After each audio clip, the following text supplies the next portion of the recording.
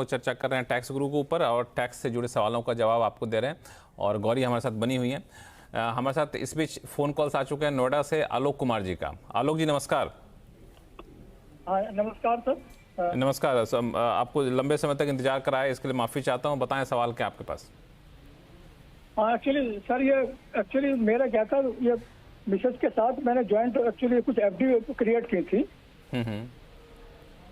Hello. हाँ आवाज़ आ रही है, बताएं। हाँ, मिसेज और मेरी कुछ ज्वाइंट एफडी थी, तो एक्चुअली उसमें फर्स्ट होल्डर मैं हूँ। तो जो मिसेज का जो उसमें दिखाते हैं AIS में, SFT में, वो SFT 5 में वो अमाउंट सेम अमाउंट दिखाया जा रहा है, जबकि उन एफडीज का TDS मेरा कटा है, मतलब मेरे पैन पर, और इनकम, उसकी इनकम भी मेरे पैन में क्रेडिट हुई है। मैंने जब अपना ITR फाइल किया है तो मैंने वो पूरी इनकम दिखाई है, उस पर मैंने टैक्स दिया है।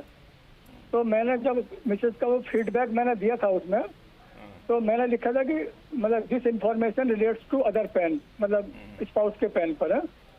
तो अब मुझे इनकम टैक्स अथॉरिटी से मिला है कि फीडबैक प्रोवाइडेड बाय टैक्स के जो सोर्स है दैट इज बैंक, उसने लिखा है कि feedback provided by tax payer is incorrect. तो अभी मुझे क्या करना है सर इसमें? आप ही का पैन है, आप ही फर्स्ट होल्डर हैं, सोर्स ऑफ मनी आप ही का था, आपने सिर्फ कन्वीनियंस के लिए अपनी वाइफ को इस एफडी में सेकंड होल्डर बनाया है। तो उस केस में जॉइंट होल्डर, तो वो आपका ही बनता है टैक्स देना उस इंटरेस्ट इनकम पे।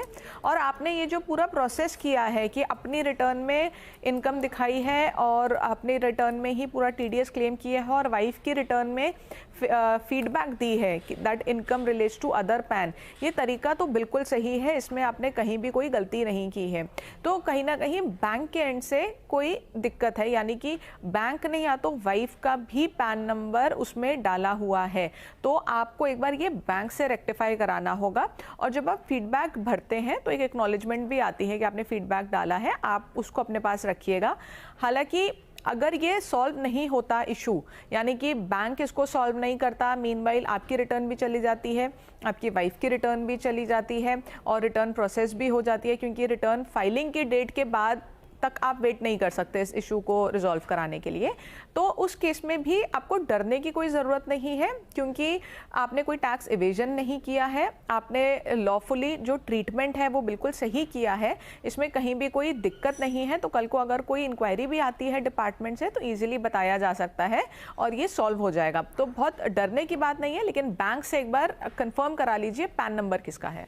तो ये बैंक से कंफर्म कर लीजिए, फिर आपको जो है सो फिर भी दिक्कत हो तो आप बताइएगा। इस वजह ऐसा करते हैं, एक ईमेल आया है सऊदी अरब से प्रवीण कुमार जी का। ये दरअसल NRI हैं और ये 2005 से सऊदी अरब में रह रहे हैं और हर साल सऊदी सरकार से टैक्स रेजिडेंसी सर्टिफिकेट प्राप्त करते रहते हैं।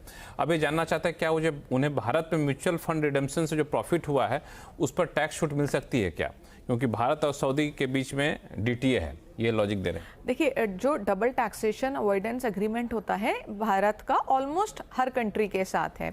कुछ कंट्रीज के साथ जो एग्रीमेंट है वो ये कहता है कि इंडिया में जैसे ये म्यूचुअल फंड की इनकम है ये हमारी एग्जेम्प्ट हो जाती है। इसमें थोड़ा सा आप कह सकते हैं क्लैरिटी आई है निकल के। पहले थोड़ा ग्रे एरिया था कि म्यूचुअल फंड्स शेयर्स में कवर्ड है कि नहीं, क्योंकि शेयर्स अगर आप बेचते हैं तो टैक्सेबल होता है, या कोई प्रॉपर्टी बेचते हैं तो वो टैक्सेबल होती है, लेकिन म्यूचुअल फंड्स उसमें नहीं आते हैं। तो अब अगर आप किसी ऐसे देश में रेजिडेंट हैं जैसे कि दुबई है या सिंगापुर है या सऊदी अरेबिया, ऐसी कुछ कंट्रीज़ हैं जहाँ पे अगर आप रेजिडेंट हैं, इंडिया में आप नॉन रेजिडेंट हैं, तो आपकी जो भी म्यूचुअल फंड से गेन होता है इंडिया में वो सारा आपका एग्जेम्प्ट हो जाता है as per double taxation avoidance agreement. But अगर आप इस एग्जेम्पशन को क्लेम कर रहे हैं तो आपको 2-3 चीज़ों का ध्यान रखना है।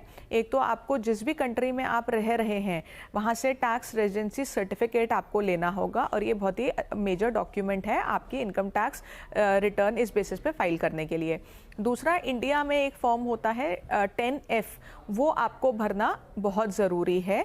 और तीसरा, जो म्यूचुअल फंड्स हैं जो आप बेचने जा रहे हैं, वहाँ पे आपको you have to make sure कि जो आपका स्टेटस है वहाँ पे आप नॉन रेजिडेंट हैं और रेजिडेंट नहीं हैं। तो इन 2-3 बातों का अगर आप ध्यान रखेंगे, आप इजीली इंडिया में जो अपनी म्यूचुअल फंड से सेल होके आपको जो इनकम आती है वो सारी एग्जेम्प्ट हो जाएगी as per double taxation avoidance agreement. सिर्फ आपको करना ही है कि ये तरीका आपको अपनाना है। चलिए, शो का समय खत्म हुआ, लेकिन जल्दी से जान लेते हैं कि अगर आपके पास इनकम टैक्स के स्क्रूटनी के नोटिस आए हैं तो आपको क्या करना चाहिए। बहुत लोगों को आ रहे हैं गोरी।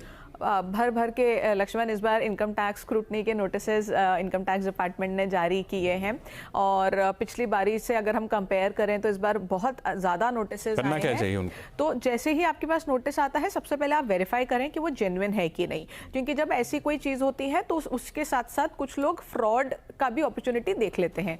तो आपको सबसे पहले देखना है कि वो डिन नंबर जेन्युइन है कि नहीं। ऑनलाइन पोर्टल पे जाके आप उसको चेक कर सकते हैं। नोटिस को ध्यान से पढ़िए और उसमें जो तारीख दी गई है उससे पहले पहले आप अपना रिप्लाई बना के ऑनलाइन पोर्टल पे उसको अपलोड करें। ये सारा फेसलेस सिस्टम होने वाला है, कोई भी मैनुअल इंटरेक्शन आपकी ऑफिसर के साथ नहीं होगी। तो कोई अगर आपको आके ये कहता है कि हम इतने से ऐसे करा देंगे इनकम टैक्स ऑफिसर से, तो ऐसा नहीं होने वाला। ये फेसलेस है, आपको नहीं पता होगा पीछे कौन सा ऑफिसर है, ऑफिसर को नहीं पता कि आप कौन है। आपका सारे जो डॉक्यूमेंट्स हैं, आपकी रिटर्न जिस बेसिस पे आपने भरी है उनको आप रेडी रखिए और उससे पहले एक बार अपनी रिटर्न दोबारा चेक करिए, कहीं आपसे कोई मिस तो नहीं हुई है इन्फॉर्मेशन या कोई ओमिशन तो नहीं हुई है मेजर इन्फॉर्मेशन की, क्योंकि हो सकता है किसी कारण की वजह से आपको नोटिस आया हो। चलिए, सारी चीज़ें चेक कर लीजिए। उसके बावजूद लगता है कि नोटिस में कुछ दम है तो आप उसका माकूल जवाब दीजिए, और कुछ उलझन आ रही है तो tax@moneycontrol.com पर आप लिखिए। टैक्स गुरु में फिलहाल इतना ही। जब भी आप सवाल भेजें तो अपना नाम और मोबाइल नंबर लिखना ना भूलें। गौरी, बहुत बहुत धन्यवाद हमारे शो में जुड़ने के लिए, सभी सवालों का जवाब देने के लिए।